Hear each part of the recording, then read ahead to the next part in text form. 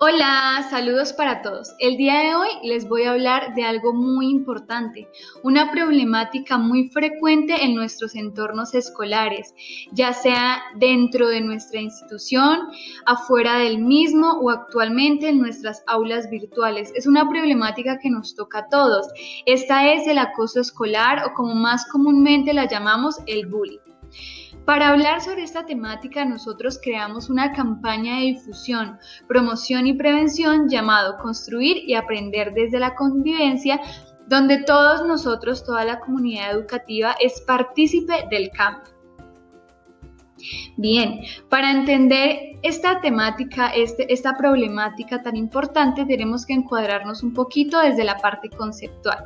Les voy a contar un poco qué es el bullying. Bien, el bullying o acoso escolar se constituye como una forma de intimidación que genera un daño en otro individuo o en otra persona. Estos tipos de agresiones suelen estar basados en aspectos de género, factores físicos, raza, color de piel, discapacidad que tiene una persona, su religión, sus creencias, su apariencia o su porte, su forma de vestir y su orientación escolar.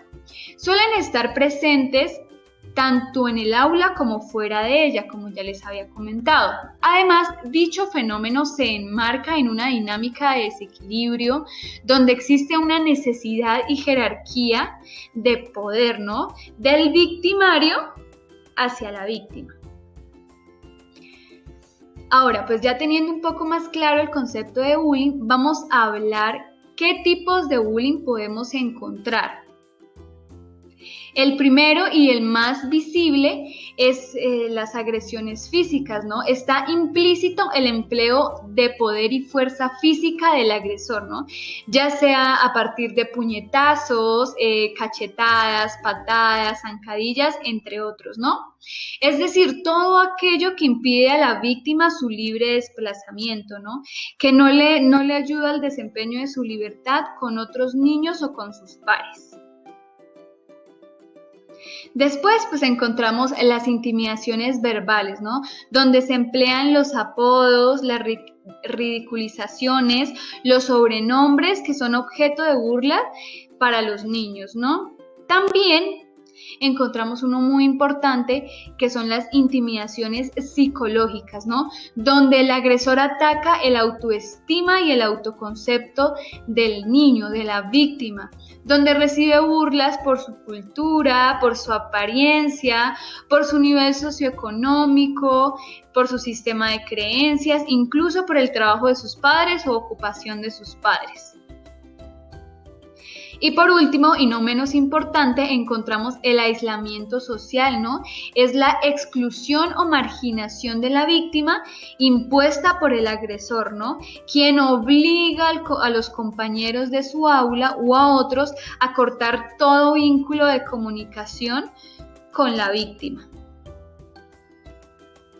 Bien, ahora tenemos aquí algo muy importante, que es el acoso escolar de forma virtual, ¿no? Y les voy a comentar.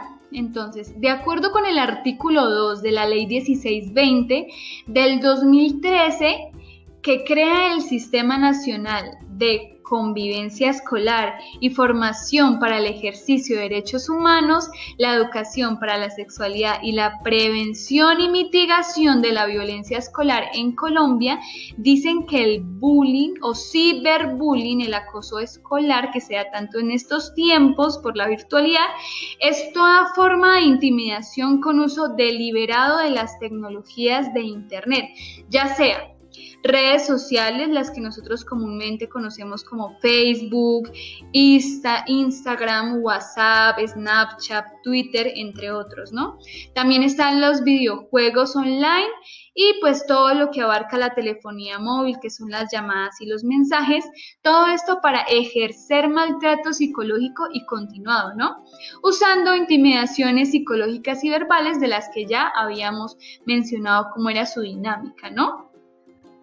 Bien, ahora se preguntarán qué actores o qué protagonistas están inmersos en el acoso escolar, ¿no? Les contaré. Cada uno de ellos tiene un papel muy importante a la hora de evitar o frenar el acoso escolar. ¿Por qué? Porque todos y todas cumplimos un rol en estas situaciones de agresión.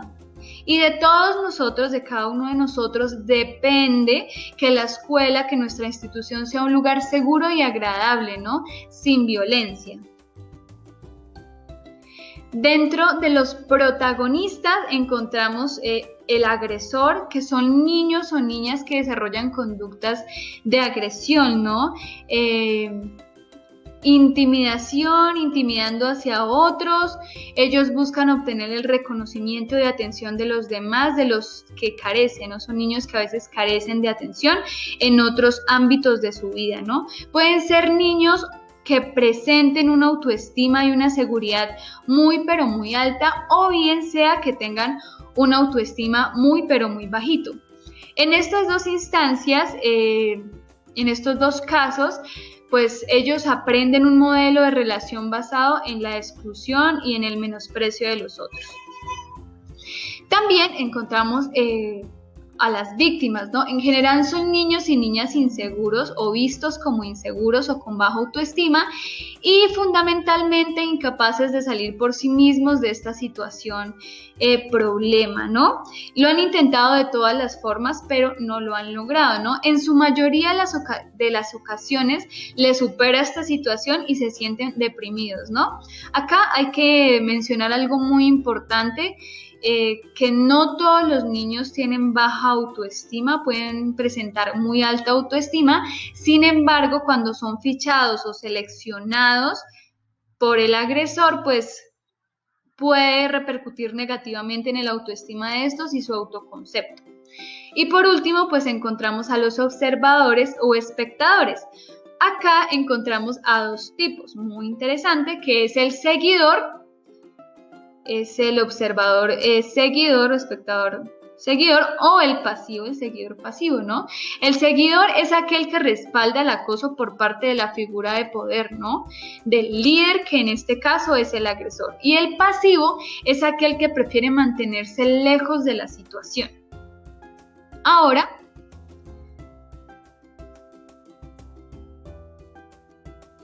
quiero que pongan y veamos con mucha atención lo que les voy a presentar, ya que son los indicadores o señales que nos guían para saber si alguien está pasando por una situación de bullying. Bien, primero que todo vamos a ver pues la presencia pues de lesiones físicas, moretones, rasguños, entre otros. También podemos encontrar la pérdida o ruptura de las pertenencias de la persona. Ya puede que tenga el cuaderno roto, sin hojas, rayado, sus lápices se desaparecen o están partidos a la mitad, las maletas están rayadas, de pronto tienen insultos, de pronto llegan sin zapatos, entre otras cosas, ¿no? Está el insomnio o lo que nosotros llamamos como problemas para dormir. Los niños tienen muchas pesadillas o los jóvenes tienen muchas pesadillas, les cuesta conciliar el sueño. También vemos que tienen un llanto inmotivado, o sea, no tiene una razón de ser, y muy constante, lo vemos casi siempre triste y llorando, ¿no? También vemos cambios de humor muy repentinos, ¿no? El chico puede estar muy, pero muy, muy alegre y de un momento para otro está triste, desolado. También comienza a tener sentimientos de tristeza o algunos síntomas de depresión, que hay que tener mucho, pero mucho cuidado con esto y mucha atención. También puede pasar mucho tiempo solo o ya no quiere estar con sus amigos, muy alejado de sus amigos. Vemos el aumento de pasividad reiterada del niño. El niño ya prefiere estar solo y no hace muchas actividades. También vemos un cambio repentino en la forma en la que el niño se refiere o habla de sí mismo. Entonces él se trata a sí mismo como un perdedor y trata pues a sus amigos como idiotas, entre otras cositas. También vemos el descenso, que este es muy visible, el descenso en su rendimiento escolar. El niño ya no tiene, el joven ya no tiene las mismas notas que antes, su rendimiento ya no es el mismo. Y por último, pues encontramos el miedo a ir al colegio, ¿no? O ponerle excusas para faltar de forma recurrente. No, Mi mamá, es que estoy enfermo, me duele mucho la cabeza. En caso de la virtualidad es que hoy no hay clase porque el profesor no está en cierta materia y así pues van faltando pues en sus clases.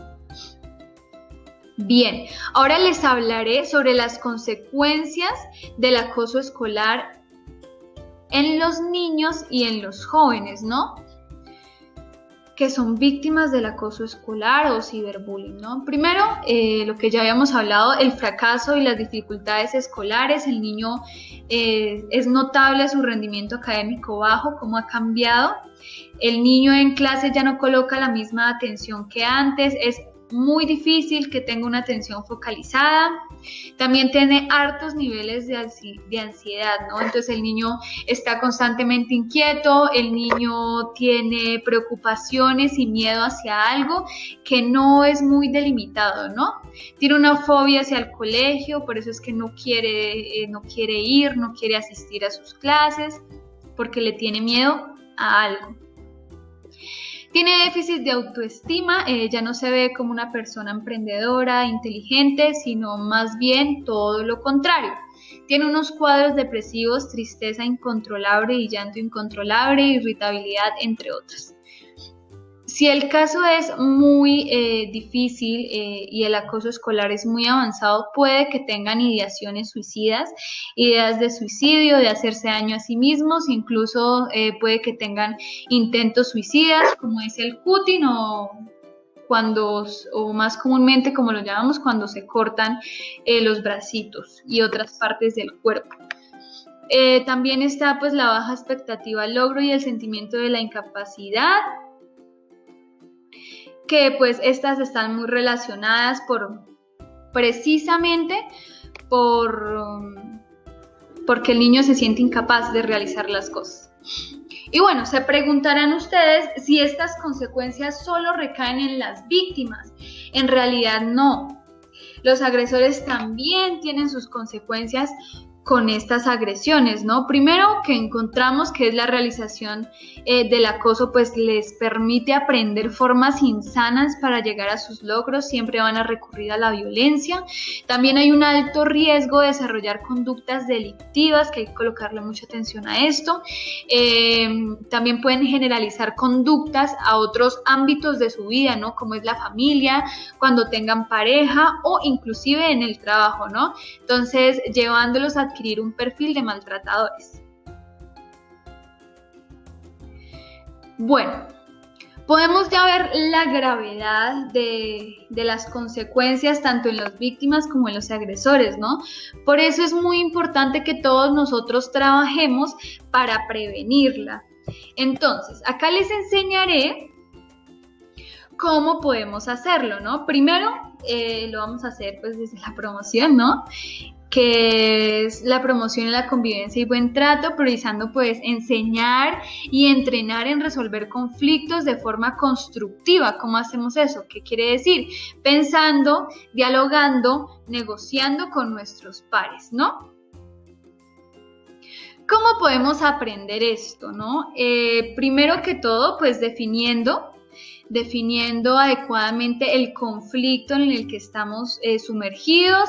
Luego pues estamos estableciendo qué falencias tenemos en nuestras conductas, enseñando desde la primera instancia que el diálogo es lo primordial para solucionar un conflicto, diseñando las posibles soluciones para un conflicto o el conflicto que tengamos, ¿no?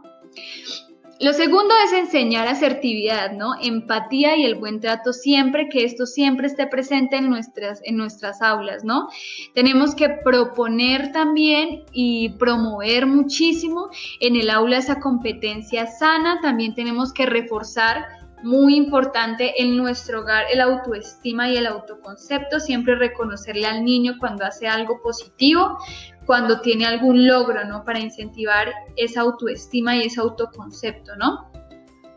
Promover el juego de roles para ver cómo y qué está sintiendo la otra persona. También vamos a incentivar el respeto por el compañero y pues por último vamos a insistir en el desarrollo socioemocional, que es toda la parte de autogestión emocional, inteligencia emocional, conocer nuestras emociones y cómo nos desarrollamos a través de estas emociones. Bien, ahora, ¿cómo nosotros, cómo los alumnos, cómo los estudiantes ayudan a prevenir el acoso? Pues es muy sencillo. Los estudiantes deben saber y entender que deben contarles a sus padres, a sus docentes, las acciones de intimidación y acoso escolar que están sufriendo dentro de la institución o dentro del centro educativo, ¿no? Por parte de algún compañero o compañero, ¿no? Deben saber que no van a sufrir ninguna represalia ni repercusión por denunciar estos actos de acoso, ¿no? Los acosados deben tener certeza y confianza plena que van a ser escuchados, que se les va a creer cuando se cuente esa situación de violencia o de acoso escolar. En caso, esto es muy importante que no se nos olvide, en caso de que estén viviendo una situación de bullying, reportar de inmediato. No hacer confrontaciones con el agresor, estar siempre acompañados con otros compañeros, hablar con un adulto, con tus papás, con los docentes, con la orientadora, orientadores. Y si es en caso de ciberbullying, no borrar las conversaciones ni publicaciones donde te agreden, ya que estas son una evidencia fundamental para los procesos de conciliación y resolución del problema, ¿no? Esencial. Después de esto, pues bloquear a la persona que está siendo agresora y mantener la calma mientras se sigue este proceso, ¿no?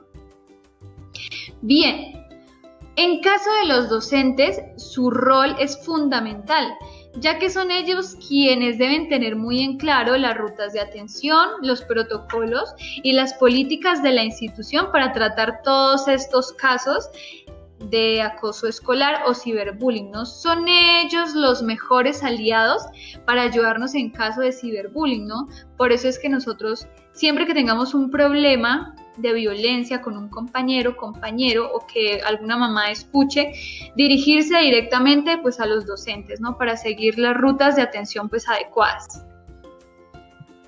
Y bueno, los padres de familia pues no se quedan atrás. Ellos deben conocer el manual de convivencia, las campañas y las rutas de atención que existen en la institución con respecto a casos de acoso escolar, ¿no? Asimismo deben colaborar con el centro o la institución si escuchan que su hijo está pasado o está involucrado en algún caso de acoso escolar, independientemente del papel que juegue el hijo. Si es agresor, si es víctima o si es observador o espectador, ¿no? Y por último, deben reportar a la institución cuando los hijos tengan muestras o signos de acoso escolar, ¿no? Bueno, muy bien. Ya para finalizar un poco, les voy a mostrar la ruta de atención base que tenemos pues en la institución, que deben tenerla muy clara y en sus mentes, ya que es una herramienta fundamental. ¿Listo? Entonces, primero es la identificación de las situaciones asociadas al acoso escolar, ¿no? La segunda va a ser la remisión de esos casos a psicoorientación, donde tenemos todo el apoyo psicopedagógico y de psicólogos, ¿no? El tercero es ya pues la conciliación de las partes del conflicto más relacionadas, que es la víctima y el victimario. Vamos a hablar pues con ellos para ver si se puede llegar a una conciliación. Después pues encontramos, y muy importante, que es la remisión de la información del caso a las familias de los estudiantes implicados de los hechos violentos, ya que este trabajo de conciliación y de arreglos tiene que haber un trabajo en familia. Tanto docentes como padres como estudiantes tienen que estar en pro de colaborar para estas estrategias, ¿no? Encontramos después ya la búsqueda de alternativas para las soluciones óptimas, que es ya con las familias y con los implicados. Y por último, Casi por último, pues está el seguimiento del caso, ¿no? Paso a paso de cómo va el caso día a día, de si se ha desarrollado de manera positiva o no. Por último, si el caso de acoso escolar ya llega a otras instancias de violencia física, entre otros, pues ya se remite a entidades de competencia, ya sea la Policía Nacional del municipio, de la ciudad, el Instituto Colombiano de Bienestar Familiar o la comisaría de también el municipio, para que nos ayuden pues en este proceso.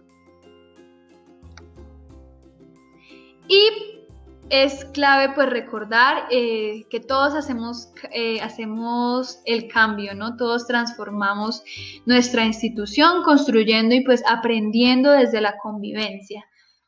Muchas gracias.